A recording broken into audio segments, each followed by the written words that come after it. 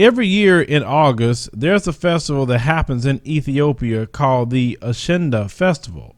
Now, I want you to look at this footage, and I would like you to watch the celebration that they're doing for the women and girls. It has different names depending on where in Ethiopia you are, but there is no doubt that Ashenda or Ashendiye is a glorious festival. The annual celebration has been practiced for thousands of years. We have celebrated this festival all our lives, since childhood. It's a reminder of the importance of our culture. Everyone dresses up for the festival. We even say that Ashenda girls' beauty can be bewitching. It's a special day for women. We're free to express ourselves, dress up, perform for people.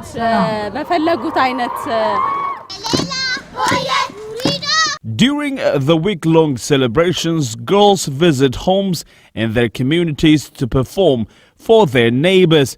It's customary for people to give them money. The Ashenda festival has become popular among tourists as well. I think it's beautiful the way the girls like the hairstyles and the way they dance.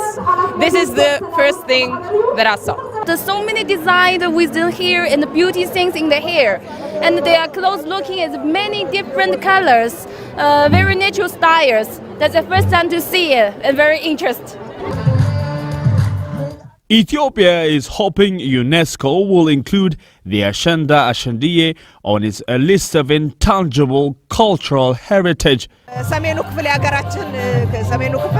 We are trying to spread the festival around the world, and we want UNESCO to recognize it.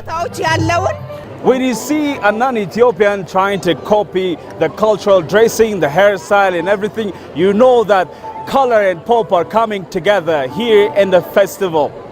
Ethiopia plans to take this cultural festival to the next level by registering it as World's Intangible Heritage by UNESCO. The hope is it will happen. Before we get started with the commentary, I want to reach out to our supporters to help us keep the show going. YouTube has cut our revenue by 90%. It definitely takes revenue to run the show. Now, as of right now, we are pushing on Patreon, and we have 1635 as the people have joined us on Patreon. We're trying to hit our goal of 3,000. I want to thank every last person that has joined us, because without you, this show would not be going at all.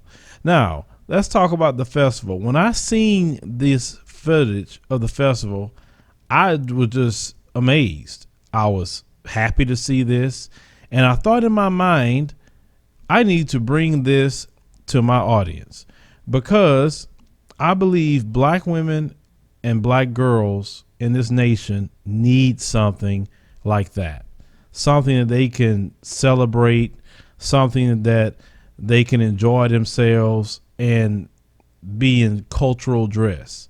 Because in this nation, ever since we came here, we were stripped of our culture, stripped of our languages, stripped of our names, our traditions, religion.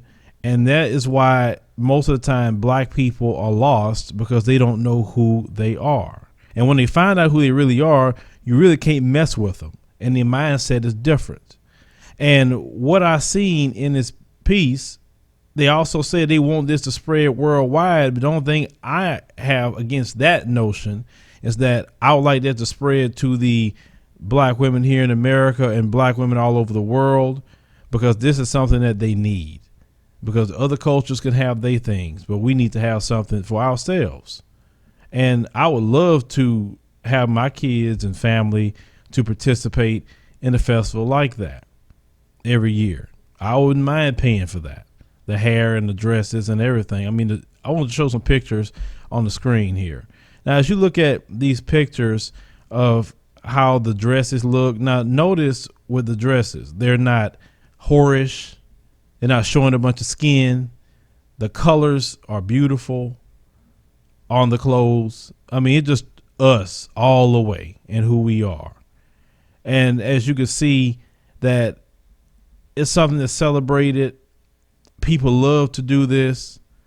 And I really believe that this is something that the sisters should try to recreate and make a push for here in the United States of America. The only issue I would see with that, though, just one issue, that is like y'all literally have to do that in secret, because if you try to promote that and push that, then you already know who gonna try to come in and infiltrate it and try to take over and co-opt your stuff. That's the only issue we have here in America.